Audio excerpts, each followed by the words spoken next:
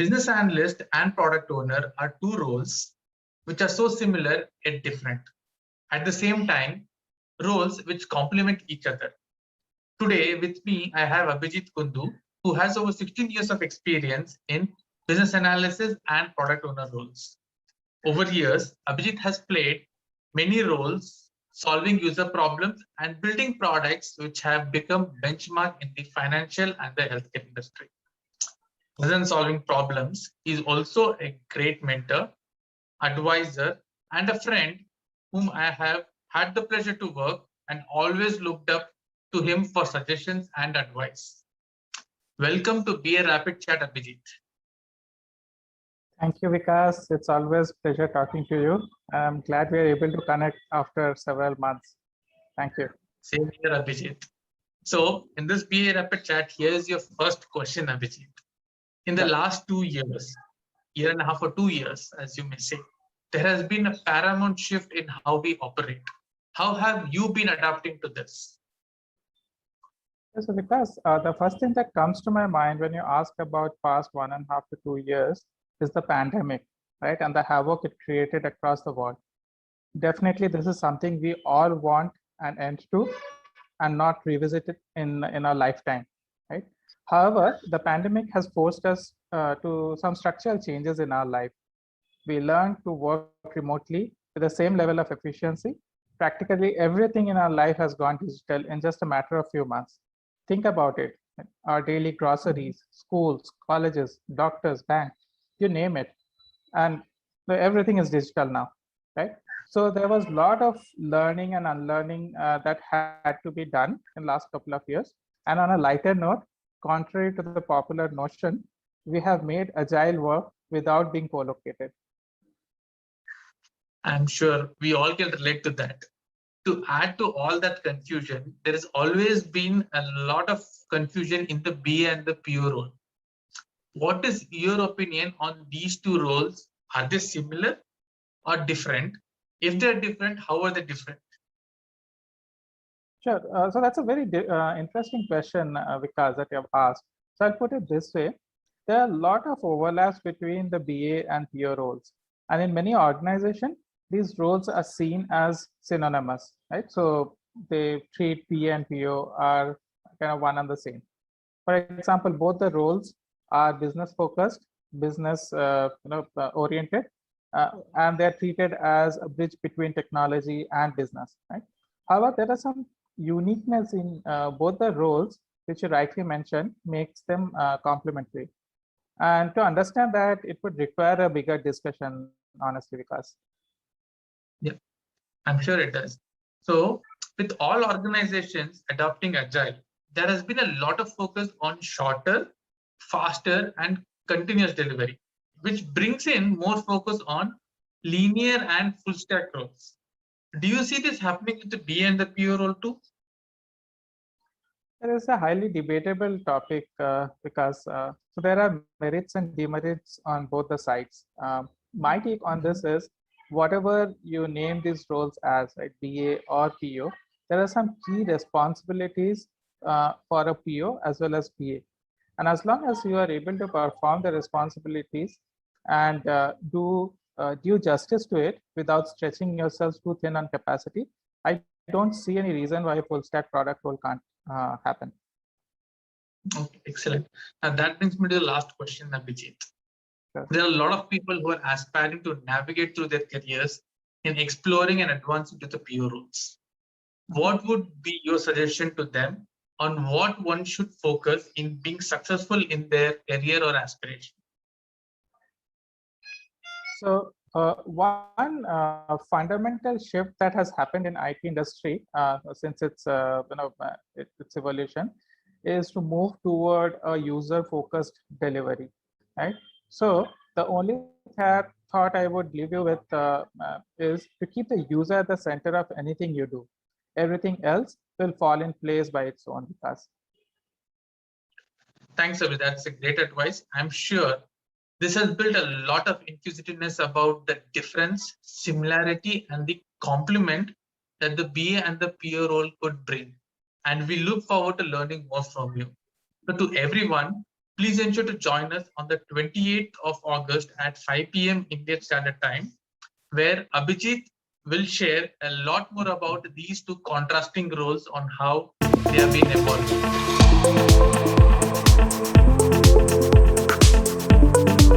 Thank you all for joining. Good evening all. I'm Shilpa Maheshwari, your host for today's IIBS session. Welcome to the IIBS session on Product Owner, a deep dive into the Product Owner role. With industries opting for agile product development, there's a huge demand for Product Owner role. And we see that roles of a business analyst and a product owner have been overlapping. There are many ambiguities between these two roles, even expectations at times being that these two roles are the same. To dispel some of this confusion, today's session will focus on what it means to be a product owner, how this role is similar and different from a business analyst role. I'm pleased to introduce Mr. Abhijit Kundu, who will enlighten us about the product owner role and its contrast with the business analyst role. Mr. Abhijit has 17 years of industry experience and has played several roles, including business analyst and product owner role. He is currently working as a product owner in Strategy, Digital and Innovation Group in Wells Fargo.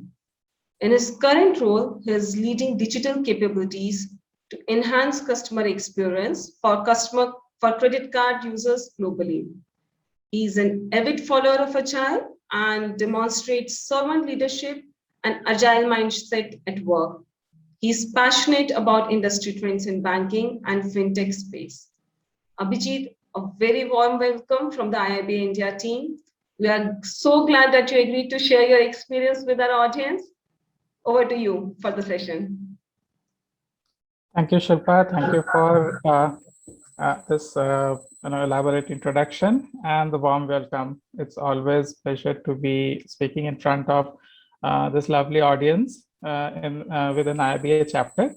And yeah, I'm looking forward to a very engaging 1 hour from here on.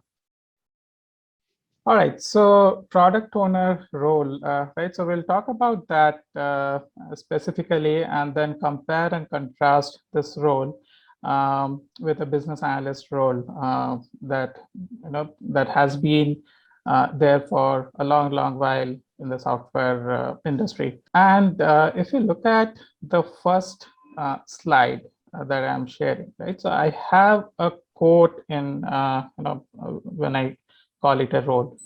The reason is product owner, when we talk about this session, we are purely going to talk about the roles and responsibilities that a product owner does and where this particular role adds value.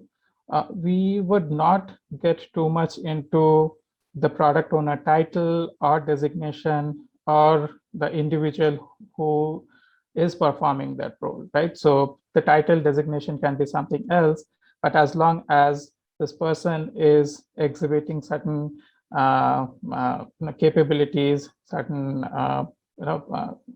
performing certain responsibilities, they are called as a product owner. So I have kind of a fluid agenda, right? So instead of putting an agenda slide, what I thought would be good to understand from you all, what is the expectation from the session? What do you want to learn in the next 1 hour?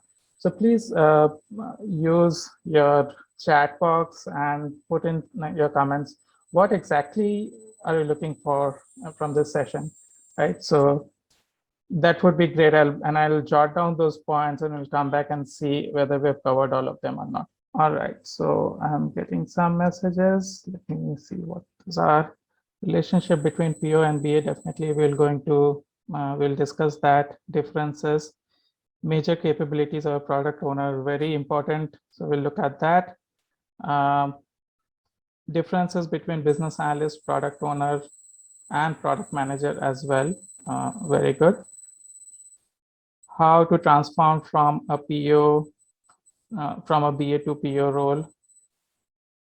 Skills of a PO, transition from PO to BA or from BA to PO, right? So So in general, the theme is what the PO role is, what the BA role is, where they are similar, where they are different, where are the differences in between the two roles, and then if one wants to move from a particular role to the other, how do they do that, and what are the key skill sets required, right? So these are kind of key themes that we see, right?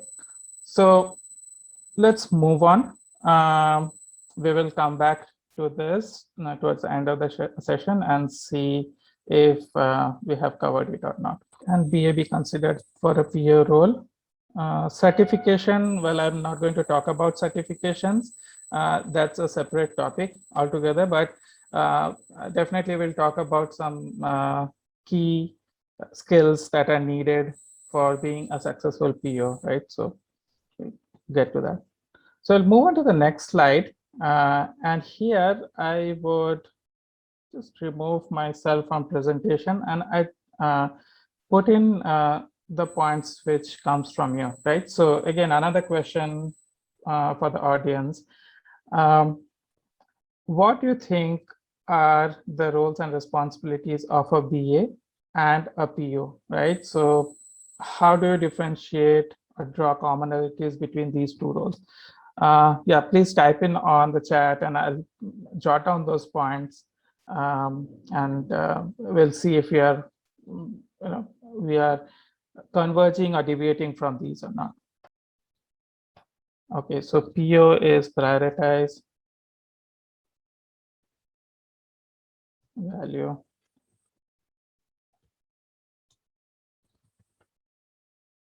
BA functional SME,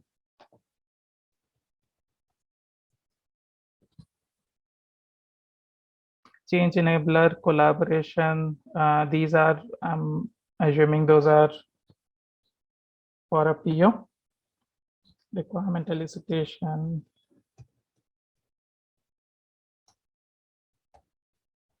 for a BA, requirement gathering, stakeholder interaction, and I'm assuming that would be for both.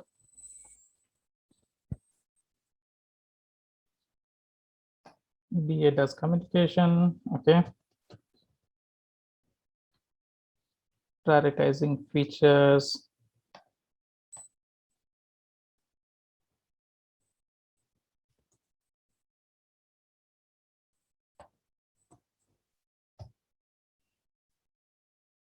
keeps track of deadlines, okay. Translate customer need to downstream systems,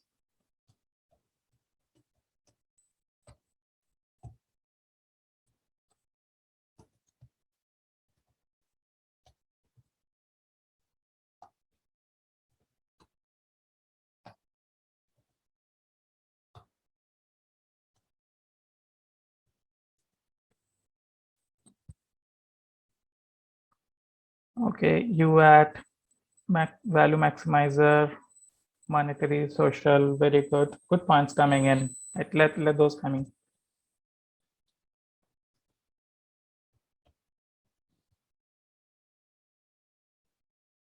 UAT, again, I would put it on both sides. Most likely both the roles perform these activities. Roadmap for PO, customer advocacy,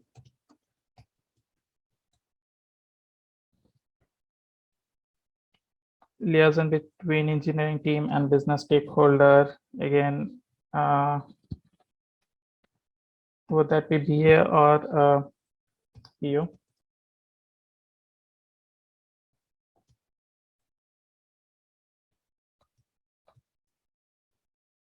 So I think we have a handful of points. Good. So thanks for all your inputs. This is really helpful. So we see that there are some areas where we can draw parallels between the BA role as well as PO role. And then there are certain areas which are very specific to both the roles, right? So we will go deeper into this as we proceed along in the subsequent slides, right? Now, let me move on from here and tell you a story, right? So it's a real event. So sorry about that. So let me go into the presentation mode, and then let me tell you a story. And it's a real event of my life, right? So before this COVID-19 days, right, when before we started working from home, from my home to office, I used to get a T junction, right? And there were many junctions, by the way, and the particular one, the one that I'm talking about, had some issue which caused a lot of frustration in my as well as my fellow motorists who were traversing through that path. And I'll tell you why that was, right? So I had to take this T junction. If I go right, it was a shorter route to my office. And if I went left, that was a longer route. It added 2 more kilometers in the Bangalore traffic, to get myself to the office. Now, the water supply people started digging the road on the right, which means I had to take a longer route. But then, interestingly, there was no boards or signs that were put in place when I was taking the turn, right? And then I had to go half a kilometer down and then realize that, oh, the road is being dug up. So I had to take a U-turn and go back again. So this was my plight, when I started going through that road, right? So I took my red car out, and then on day one, when I realized this was happening, no, I wasn't happy with that situation, right? And then a few days back, the same thing happened. The road was still not manned, and then still there was no, respite to that.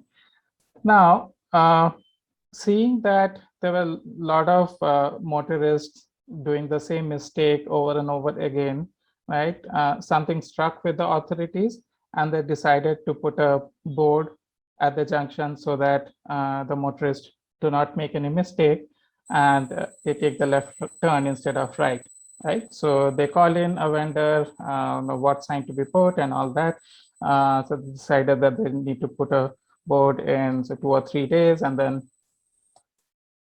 out came a very fancy looking board, nice colorful one, which was there on the junction.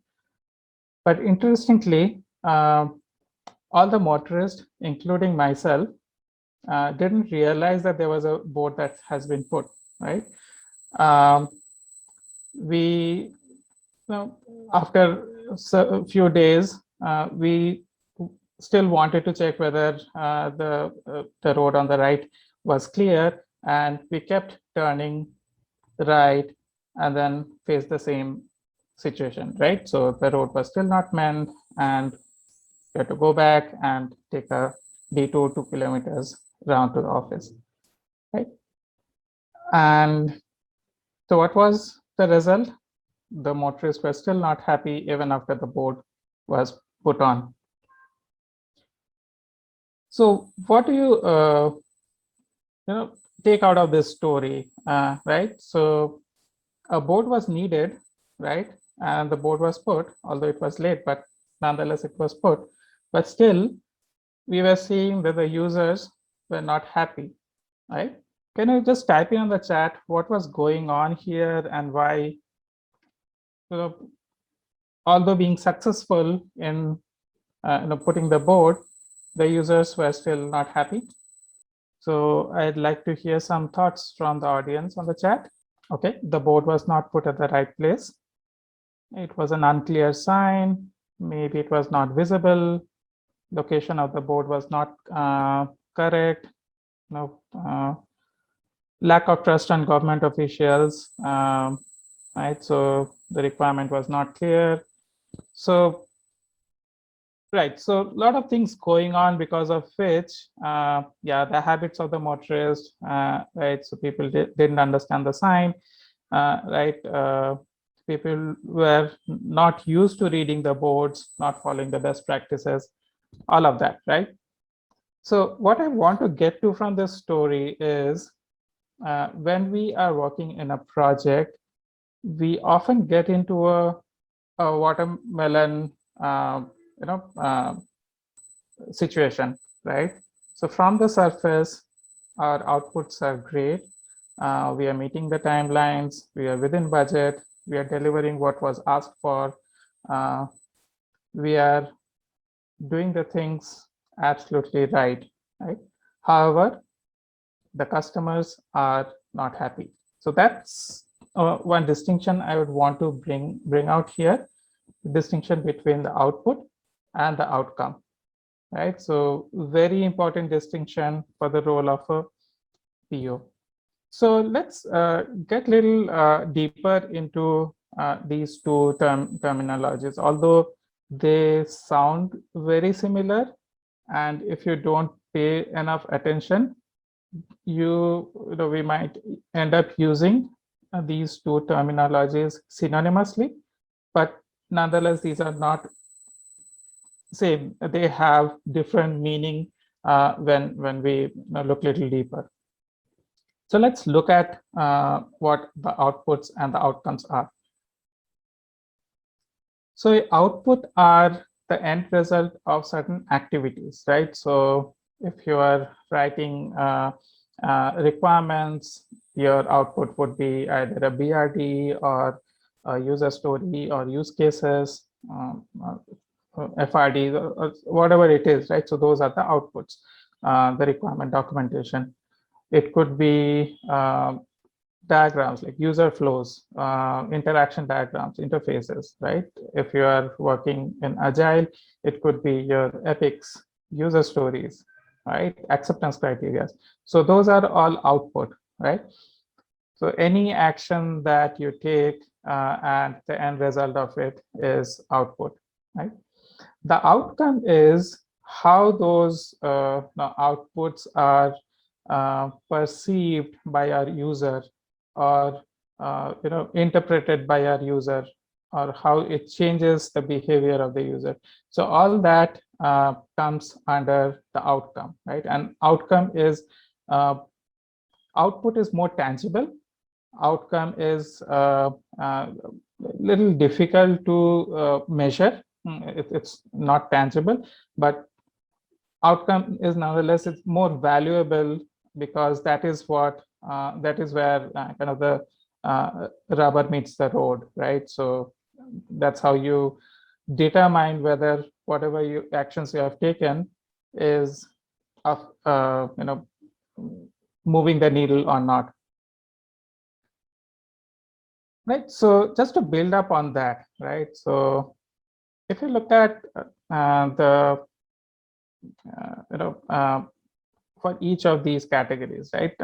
Output, as I mentioned, the user story, epics, features, these are the result of the task or the actions that we have taken. The outcome, on the other hand, is how those tasks or activities that you have done is leading to the any problems that are solved or any new ideas that are generated. Launching something that is changing the behavior of the customers, right? And eventually that would impact the organization, the business, in terms of the bottom line, revenue, market share, the brand value, right? So all those OKRs that you have for a business would be based on the outcome that you're able to achieve from whatever activities you're doing, right? So I'll pause here for a few minutes to see if this is making sense, or if there are any questions, comments from anyone. Please type in on the chat so that we can discuss on this particular concept a little deeper. Okay, so there's a question. Are we saying BA are more focused on output, however POs are more focused on outcome? No, I haven't said that yet. What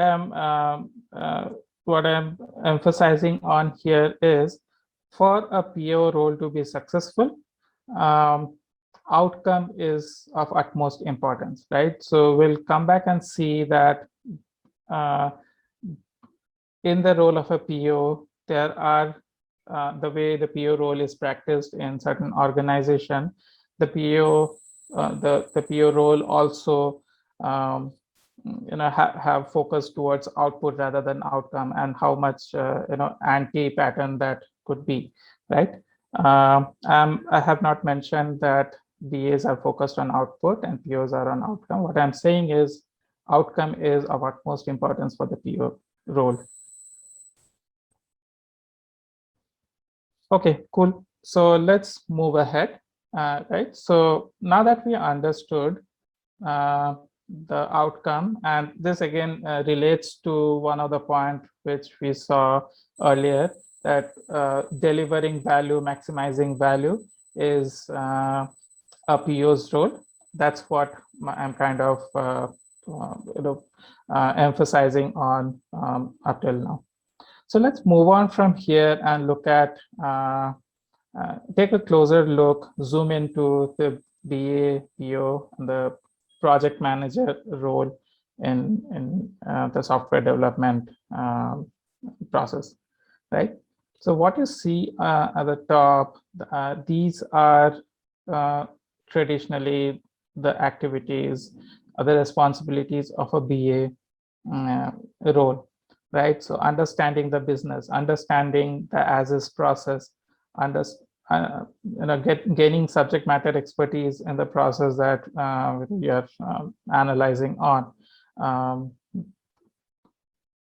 communicate or collaborate with the stakeholders, other SMEs, in clarifying any questions that we have, quantifying any analysis that we have done with the values, so that we can it helps prioritize, right, breaking down complex into smaller chunks, looking at the requirements from every aspect, not just the business, but from systems, functional, non-functional. So those has been traditionally the key responsibilities of a business analyst, right? On the other hand, if you look at the PO role, having the backlog ready, creating the user stories and grooming the backlog, collaborating, or kind of bridging the gap between the engineering team and the business team, tracking the timelines, user acceptance, accepting the stories, prioritizing the backlog. All that has been traditionally the role of a PO. Now there are certain overlaps, right? So developing product strategy, so from the vision, you break down the break it down into the product strategy, then break it down further into epics, stories. So all that over a period of time, we have seen that the PO and BA both are kind of joining hands in taking that responsibility up. And then on the other hand, right, the traditional project manager role from the waterfall world, which was more on planning, forecasting, budgeting, monitoring, right? So we have seen that move on either side towards PO as well as BA, where the project managers have taken up some expanded roles, which are on either side, right, towards BA or PO, right, as you see here. Now, what has also what I would also like to call out here is these three roles, purely going by the roles. These are very much complementary roles, right? So each of them have a key responsibility in ensuring that the product we are delivering is what the user is looking for, right? So if you draw an analogy to the picture on the left and see, compare it with the picture on the right, The BAs are responsible for ensuring that we are building the thing right. So we are ensuring that there are no slippages, nothing is falling through the crack, having a great eye to detail, and we're building things right.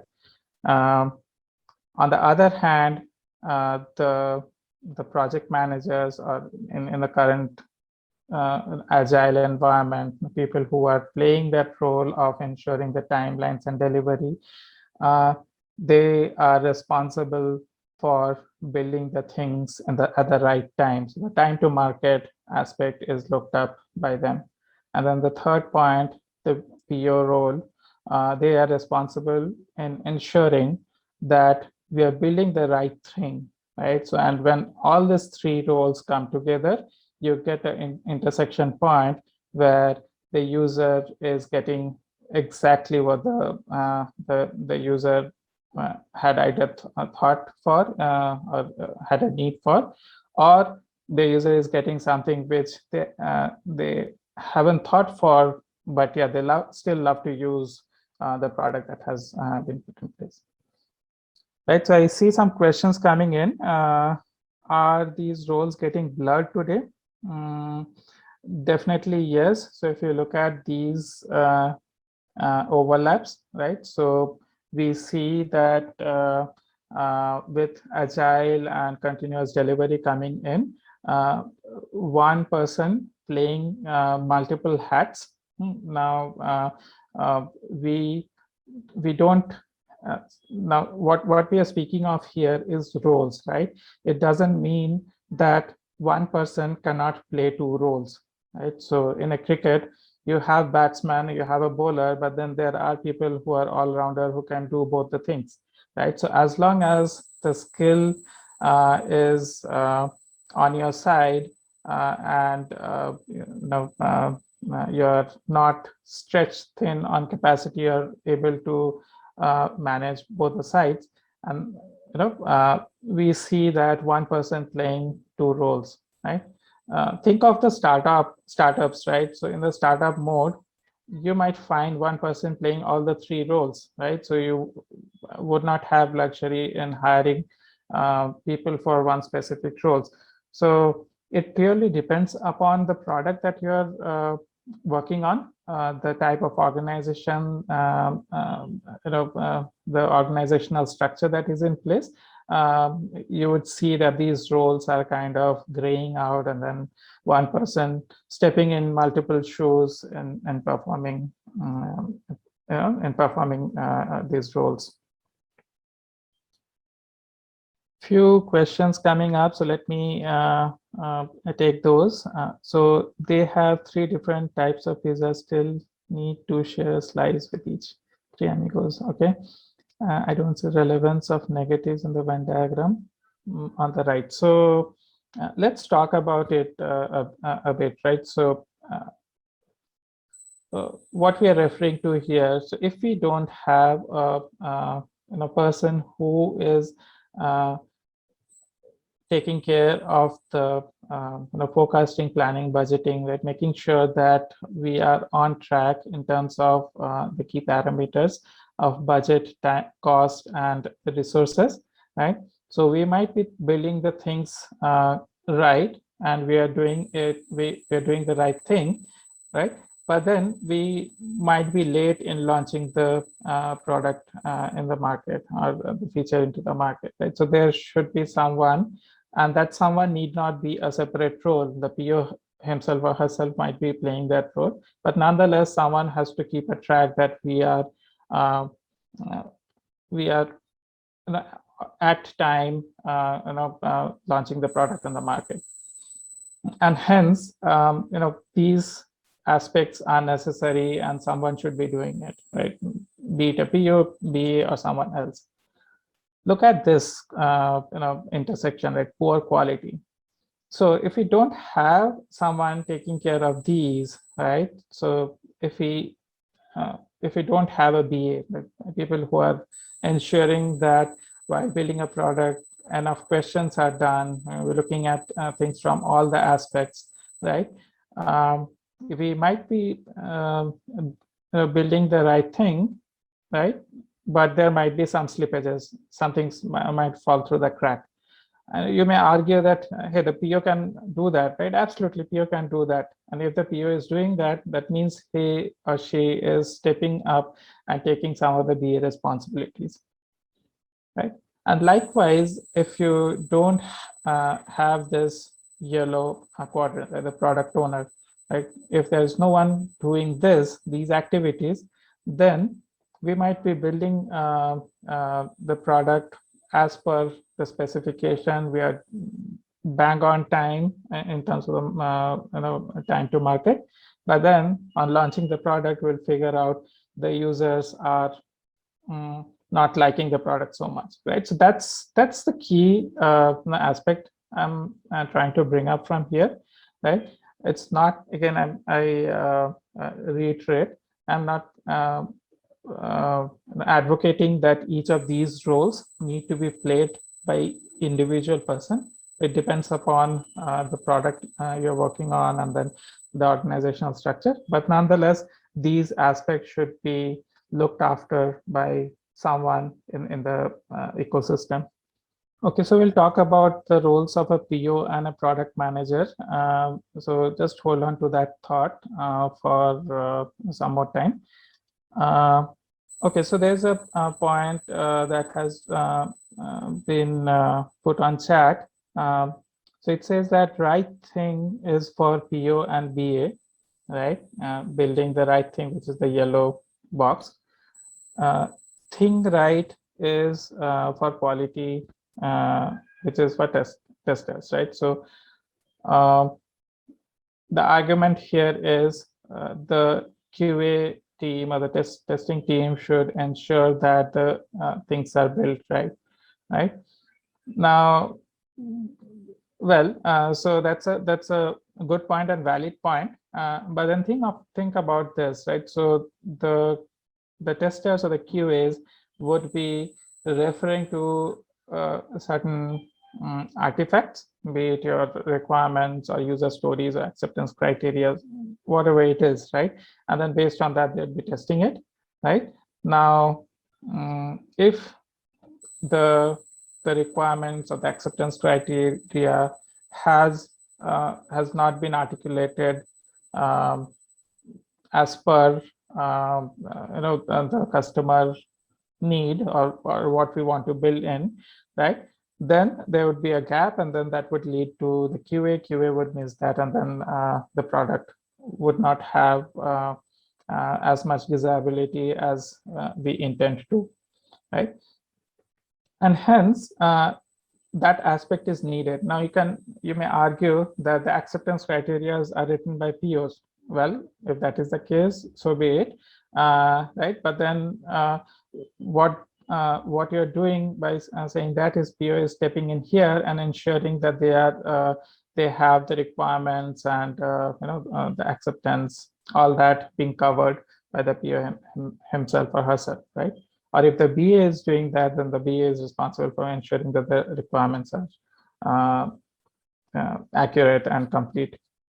So there's another question: if there is a PO which is an agile, which is in an agile environment, then will there be a PM role which is more waterfall environment role, right? So the PM role in traditional waterfall, right? So that role has kind of getting blurred right now, and either they are getting elevated at a portfolio level, right? So even before you have the products, the product backlog created, right?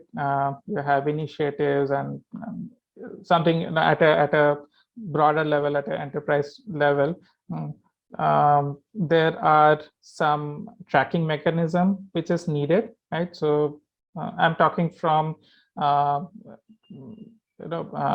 large organizations which has a lot of hierarchical structure, right? And now the PM roles, traditional PM roles, have started playing in there, where they are kind of managing things at a portfolio level, ensuring that the work is getting distributed to the to the Scrum teams, and the delivery is happening as per the set parameters. But nonetheless, right, so the traditional project management role is blurring out as we move to Agile. All right. So let's move on to the next topic. I think some of the questions would get answered related to the PM role, the product manager role in upcoming slides, right? So moving on from here, let's look at the product in a little different dimension, right? And you may have seen this earlier, right? So for any product, there are three aspects to it. So it's like a three-legged stool. You have the users, right?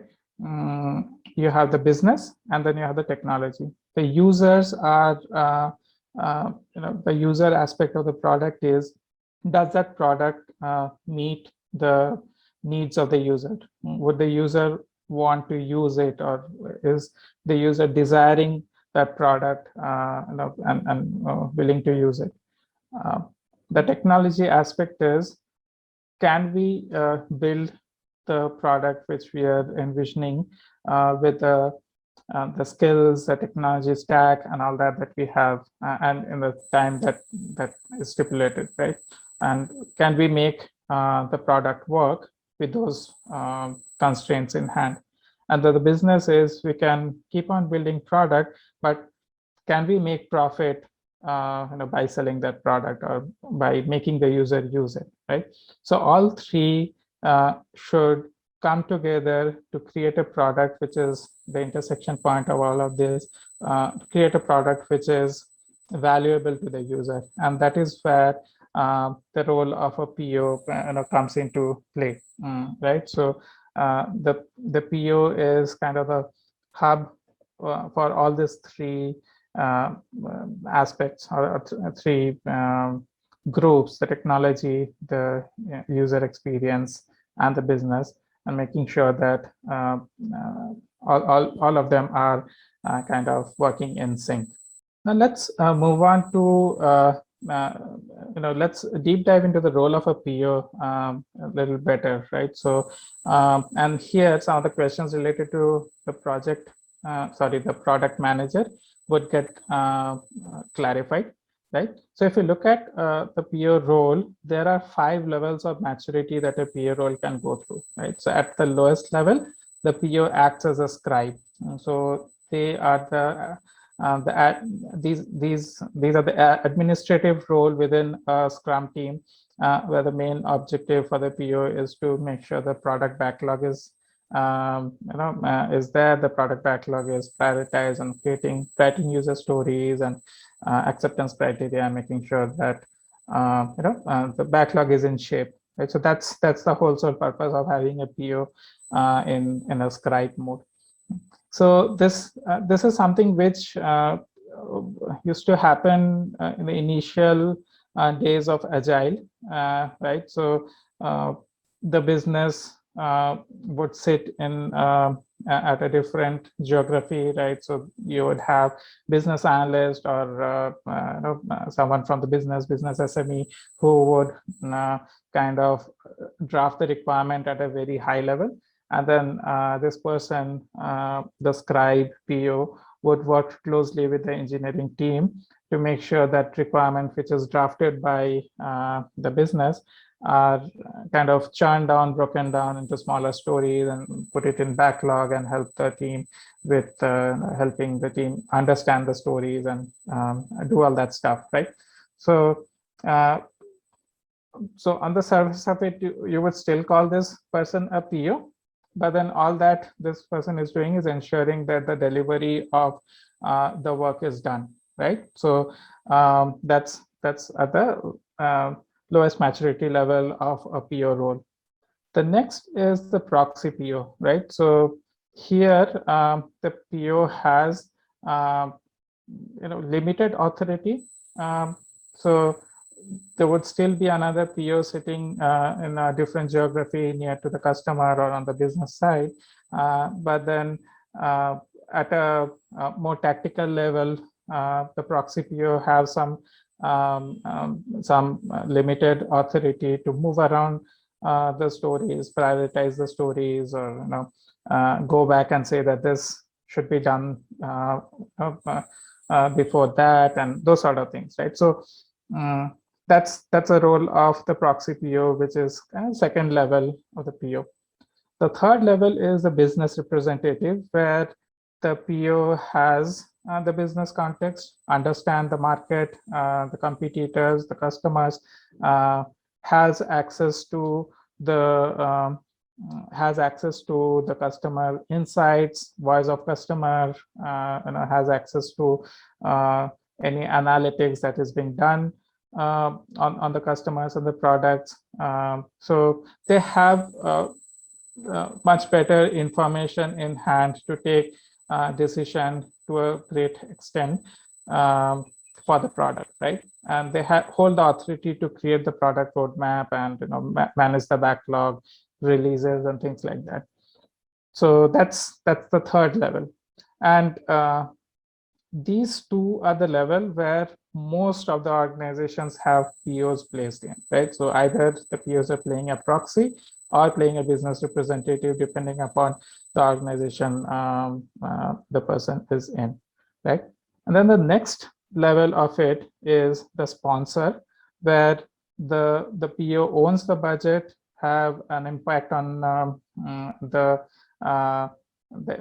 has a say on the impact.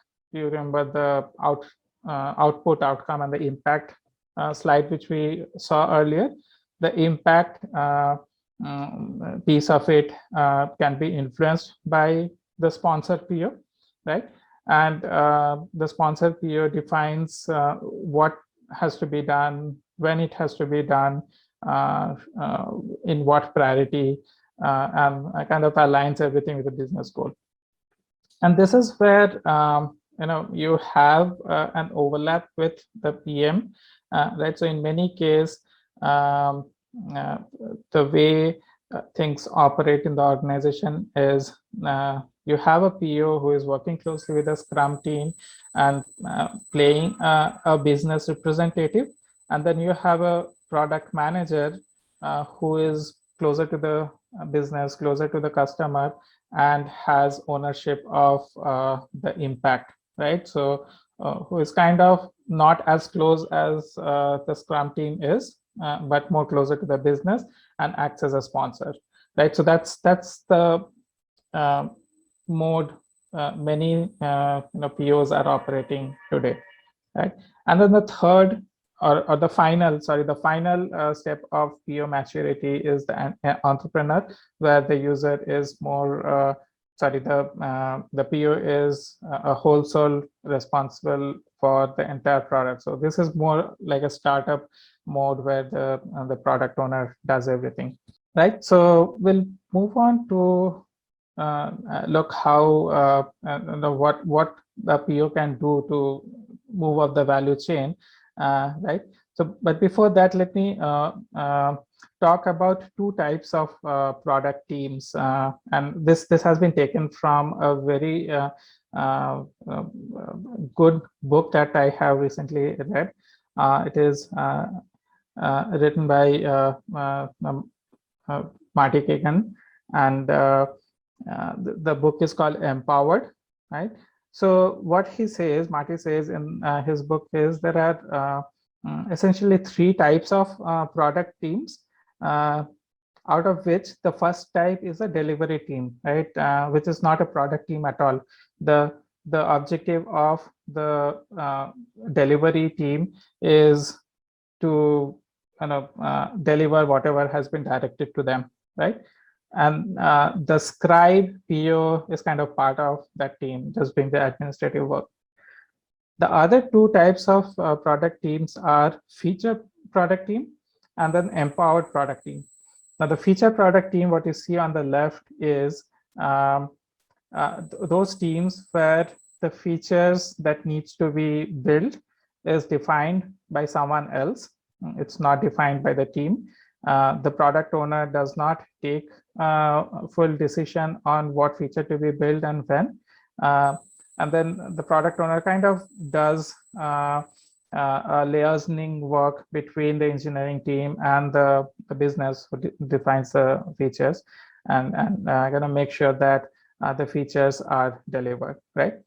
So the objective of such team are to build the feature.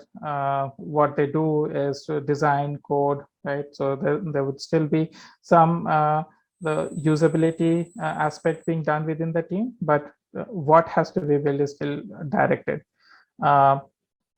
Here, the product managers, or call it product owners, are kind of managing schedules and deliveries, and not so much managing the what has to be built, right? And how we measure the effectiveness of featured product team is by the results, by the output that is generated out of the team, not the outcome, right? So they're not accountable for the results or the outcomes. On the other hand, the empowered product teams gets the problems to solve, right? So they don't, no one tells them what has to be built. What they get from the business or from users or customer is the problem. They get the problem statement, and the team themselves goes back, ideates, and comes up with a solution with the help of the product owner. This is where the product owner is on the higher end of the maturity level. They are either the entrepreneur or the next one where they are the sponsor, right? They are kind of the product owners are the CEO of the product, right? They're accountable for the results. They measure their success by the outcomes that they generate. So that's kind of the distinction which I want to make here on how you mature in the journey in the PO role. So a few questions that has come a while back. Is it reasonable to expect a BA to function as a proxy PO? Absolutely. So as long as the BA has enough information or inputs in hand to play the role of a proxy PO, BA can play the role of a proxy PO. And why just leave at a proxy PO level? So again, as I mentioned, the title doesn't matter. As long as you're able to go up the value chain, contribute and play the next level in the maturity model, can as well play the role of a business representative, right? So it doesn't matter whether you are titled as a BA or something else in the organization. As long as you're moving up that value chain, you're moving from output oriented mindset to outcome oriented mindset, right? So that's where the win is. So the difference between feature team and component team, again, I'll touch upon it very briefly. Feature team, although it's output oriented, the feature team would still focus on the user values, right? The team themselves are not deciding what needs to be built. Someone else is deciding and passing on the feature to the team.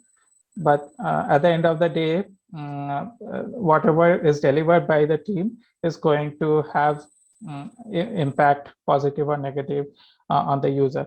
However, the components team are more on the system side, right? So the components team would ensure, take an example of, right? So the APIs, middleware team, right? So they should ensure that the APIs are built and are exposed so that some other team can consume it and give some value back to the user. So that's kind of the distinction which I would want to draw. All right, so good, very interesting question. Have you seen pattern in how the teams are built in product company versus a service company? For example, service companies have components and feature team, and product companies have more empowered team. Yeah, that's right. And not all product companies again have empowered product team, right? So there's a lot needed just out. I mean, not everything is contained within the team. There's a lot of leadership support needed for building a fully empowered product team, right? Even for highly successful product companies like Amazon and Netflix, right? So not all the teams within those organizations are fully empowered product team, right? So there's a lot in stake to get to that stage, right? Nonetheless, whatever is within the scope, within our scope, we should try to do that so that we are moving one notch higher from where we are today, right? So that makes a good segue to the next slide, right? So you would have this question in mind, right? How do I transform from a feature team to a empowered product team, right? And this was the same question I I had in my mind when I started knowing about this various levels of the PO role, right? Just to give a quick background, I have a similar experience in my career, right? So I started with a BA role, did the BA role for a good number of years, transition from waterfall to agile, and then moved to PO role. Right, and I had very similar question that you have in your mind, right? And kind of spoke to a lot of people, read a lot of books, and whatever I've learned, I've kind of summarized in 4 bullet points that are coming up now. Like, how do we transition to that fully empowered product team? So the first thing is understand the problem behind the features, right? So you might be getting the features from someone else. So there's very less control that you have in hand there, right? So depending upon the organization structure, you can't do anything about it. But once you get the features, just don't go blindly and start executing on it. Understand what problem it is solving, right? So why we are required to build that feature, right? So start from there, and then so that would get you to a mode where you're moving away from output mindset to outcome mindset, right? So begin there. And then the next is be inquisitive on how the user problems are getting solved, right? So if the features are passed down to you, to your team, go back and retrospect, right? Is it really solving the problem, right? Once you have understanding of the problem, are there anything else that can be done? Can this be solved by any other avenues? Be curious and start asking questions, keep asking questions on those lines. Think beyond feasibility of the solution, right? So very, it's a very natural thing that when something is asked to do, the first thing that our mind starts thinking is, how can we do it? We get into the how mode and get into a discussion on the feasibility piece, right? So just step away from that mindset, right? So think beyond feasibility, right? Even before we start thinking about whether the solution is feasible or not, and start having discussion with your engineering team on those lines. See if look at the other two aspects, the usability aspect, desirability aspect, right? Can this be done in a different way? So those things would help you move in that direction, right? So you may not get into the next level of PO the immediate next day, but then gradually, if you keep practicing this, right, and this is something which I've learned from my own experience, you would start thinking on at a more matured and at a level of more matured PO, and the questions and the interaction that you're having with your stakeholders would be at that level, and hopefully the leadership takes notice, and when you start proving that these are useful, right, you may eventually get those additional responsibility to move up the value chain. And always remember outcome over output, right? So move away from output. So it always looks good if your velocity is at a stable rate, you have a good cycle time, right? So your predictability of the stories is good, but those are all numbers on the paper, right? It doesn't do any good to the user. If the outcome is not good, the outcome is not good. So remember that always. And finally, I would leave you with these 4 key takeaways, which I want to convey to you all from this session. Think outcome over output. BA and PO roles complement each other, which means those are complementary role. Now, one person can play both the roles. I'm not saying that. And then strive to move up the PO maturity level. So if you are at a scribe, see how can you move to the proxy. If you're a proxy, how can you move to business representative, and likewise. And then strive to be an empowered product team, right? So think outcome, and then not just you as a PO or a BA, but collectively as a Scrum team, see how you can add more value back.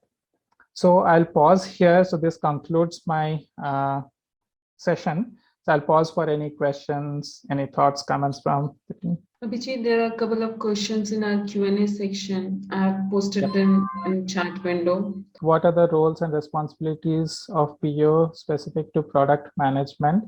So I believe we spoke about it, right? So let me know if those are not answered.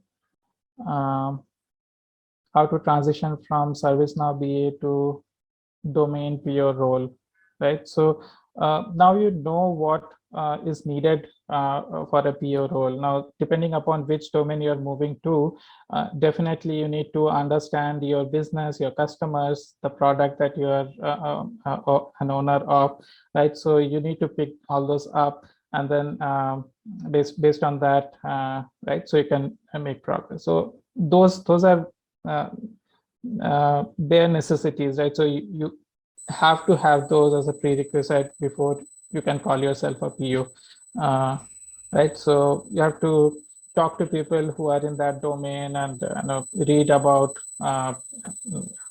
things that are happening in that industry, in that space, and gain knowledge there before you can move to that specific domain PO role. How can a PO visualize the needs of product customers who may not be known at the time of product design and development?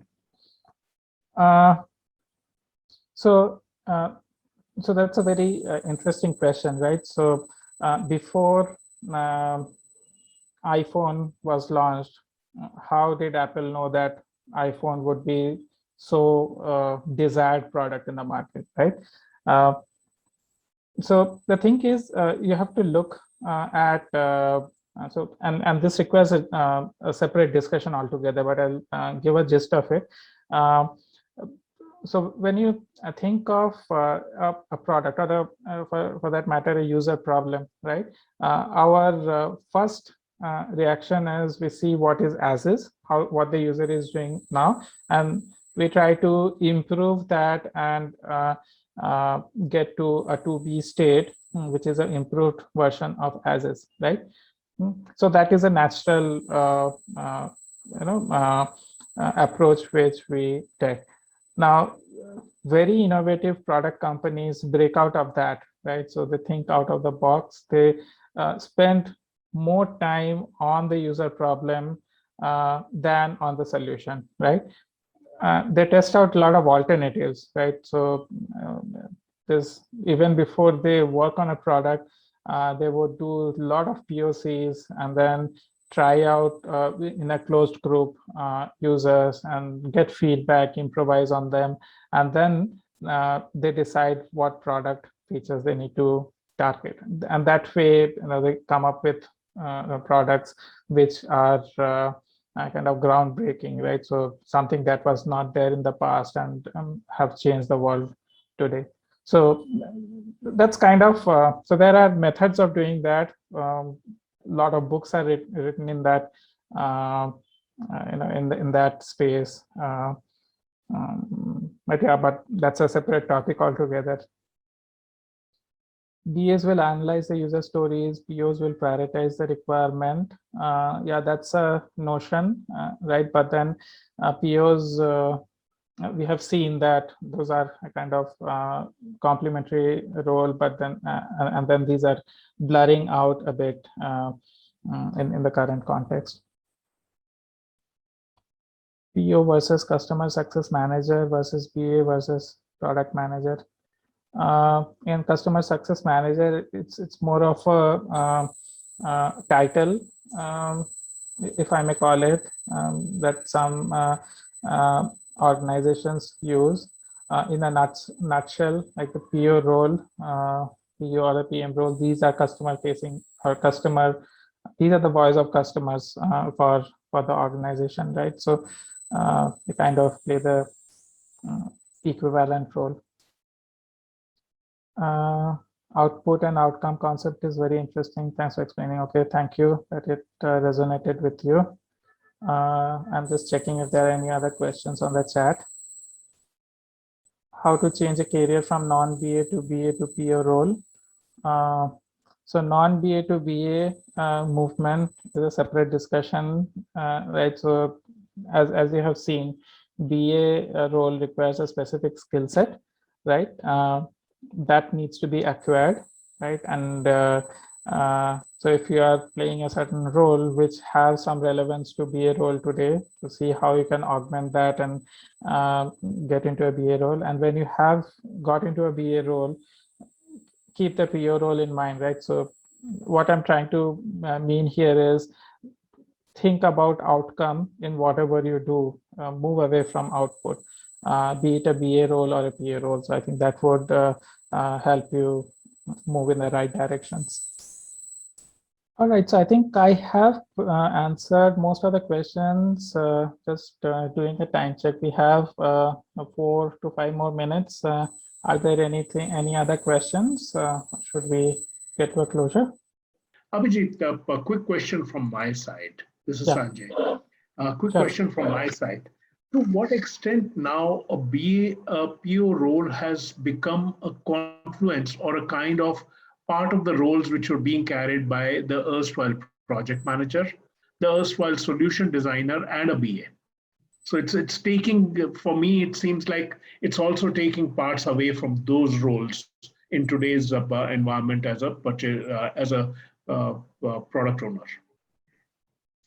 Right. So let's talk about solution designer role, right? So what we would call them as a user. Right? So 2 parts to it, right? So one is the user experience design. How do you build the product that has a good usability, desirability factor? And then the other part to it is how are you able to build the solution in a manner that it can be scaled in future. It can be it can be offered to different set of customers in different geographies and all that, right? So one is more of a user facing, the other one is more of a technology or internal facing, right? Now again, these are 2 distinct roles in my mind, and to some extent you call it BA or PO, whichever roles, they have started influencing in those areas, right? Particularly the user experience part of it, right? So you would see that the POs doing a lot of usability testing. I mentioned about doing POC, testing hypothesis and things like that, right? So which the POs would do before they are kind of launching any product, or even before launching, right? So before envisioning a product, what features to be built, right? So there's definitely some overlaps that have started forming, which is from from the traditional waterfall to this today's agile environment. And then the other aspect you mentioned about the project management, right? So the sole responsibility of project management was to keep the project on track within the set parameters of budget, cost, timelines, and the resources. Definitely, the POs have started taking some part of it within the scope of the Scrum that they are operating on, right? So all the Scrum plannings that we do on a quarterly basis, be it a program increment planning or big room planning, those are kind of a subset of the project plans that we used to put in place in the erstwhile waterfall environment, right? So it's a lengthy answer, but I try to give some examples where we are seeing those overlaps started happening with this product owner role coming into play. Thank you very much, Abhijit.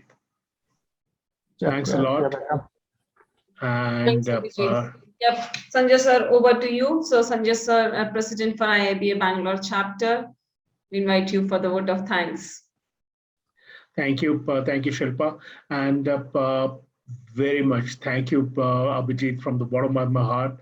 This is not something which is a question which is going to go away. Today we have laid the groundwork for starting this as a discussion item within the BA community, because many more facets will come out.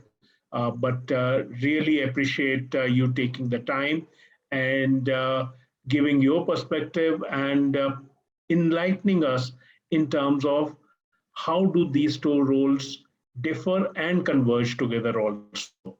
Interesting conundrum for us, and something for us to work on as we move ahead. So thank you very much, Abhijit, and do appreciate. We will call back on you again to help us as we navigate these paths. Do appreciate your time. And everyone, please take care.